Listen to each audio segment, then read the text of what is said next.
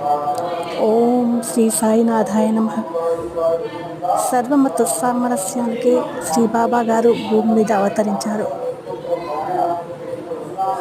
ఆయన ప్రవచనాల ద్వారా అందరినీ ఏకతాటిగా నిలబెట్టి తన ఆశీస్సులతో తన భక్తజనులను కాపాడుకుంటూ వస్తున్నారు. సమాధి నుండే బాబా గారు తన భక్తులను కాపాడుతూ